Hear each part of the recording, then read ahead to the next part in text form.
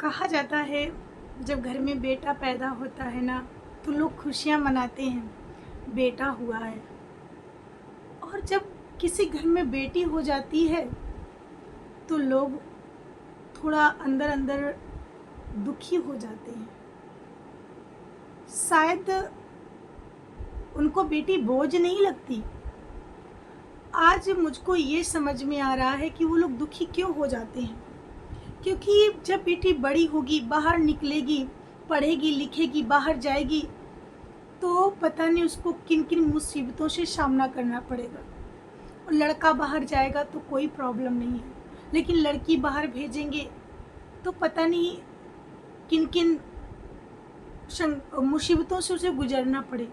शायद इसलिए माँ बाप बेटी के होने में थोड़ा शक चाहते हैं। जैसे कोलकाता की घटना हुई, वो डॉक्टर जो बहन थी हमारे देश की, जो बेटी थी हमारे देश की, उसके माँ बाप ने पढ़ाया लिखाया, एक डॉक्टर बनाया, इतना पैसा लगाया और वो मरीजों की सेवा कर रही थी, लोगों की हेल्प कर रही थी, पढ़ लिख करके अच्छा काम कर रही थी।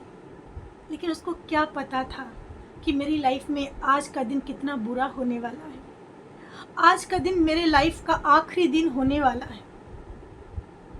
और जो दूसरों की सहायता करती, दूसरों की सेवा करती है, आज जब उसको सहायता की आवश्यकता पड़ी, उसको सेवा की जरूरत पड़ी तो कोई नहीं था। 20 से 25 लोगों ने मिलकर उसके साथ दुष्कर्म किया। भगवान उनको कभी माफ नहीं करेगा। वो इसी कलयुग के राक्षस हैं। कहा जाता है पहले के राक्षसों के बड़े बड़े दांत होते थे, बड़े बड़े नाखून होते थे, बड़े बड़े बाल होते थे और काले होते थे, बेकार होते थे, वो राक्षस थे। लेकिन आज की डेट में, कलयुग में जो राक्षस हैं, इंसान ही राक्षस के भेष में है। इस कलयुग में इंसान ही राक्षस के भेष में है।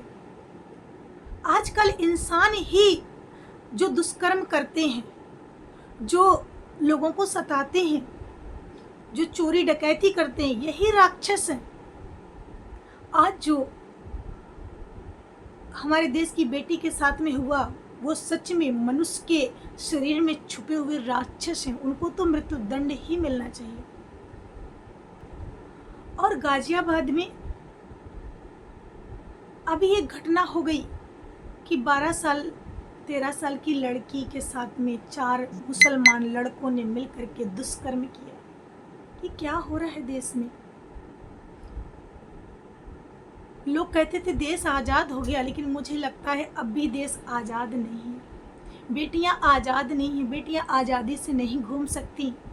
आए दिन बेटियों के साथ दुष्कर्म हो रहे हैं। लोग कहते हैं कि इसकी वजह है, ऐसी घटनाएं होती हैं कि बेटियां छोटे कपड़े पहनती हैं। अरे अपनी सोच बदलो, अपने बच्चों की सोच बदलो, अपने बच्चों में ऐसे संस्कार दो, राम जैसे बनाओ, अपने बच्चों को लक्ष्मण जैसा बनाओ। लक्ष्मण को देखो, जब लक्ष्मण राम ने कहा ये तुम्हारी भाभी के गहने हैं, देखो जरा काने को कुंडल हैं। लक्ष्मण ने कहा भैया मुझे नहीं पता, मैंने भाभी के तो चरण देखे हैं, मैंने भाभी के कान देखे ही नहीं। ये संस्कार हैं कि लक्ष्मण ने भाभी के कान देखे ही नहीं। आजकल पूछ लो लोगों से, तुम कान में क्या पहने हो, नाक में क्या पहने हो, आजकल के देवर सब बता देंगे। तो अरे जो लोग कहते छोटे कपड़े पहनते इसकी वजह से ये घटनाएं होती हैं, तो अपनी सोच बदलो, अपने बच्चों में संस्कार अच्छे दो, ताकि अच्छे संस्कार होंगे तो बच्चा आपका राम बने और ये घटनाएं देश में ना हो। क्योंकि माँ चाहे ना तो अपने बच्चे को राम बना दे। बच्चा जब भी बिगड़ता है माँ से बिगड़ता है। बच्चा जब भी उत्पात करता है तो माँ से करता है, क्योंकि माँ की पूरी पूरी भूमिका होती है। तो माँ चाहे तो अपने बच्चे को राम बना दे, माँ चाहे तो अपने बच्चे को रावण बना दे। मैं माताओं बहनों से कहती हूँ कि अपने बच्चों में अच्छे संस्कार दो, ताकि ये घटनाएं ना हो, ये देश स्वर्ग बने।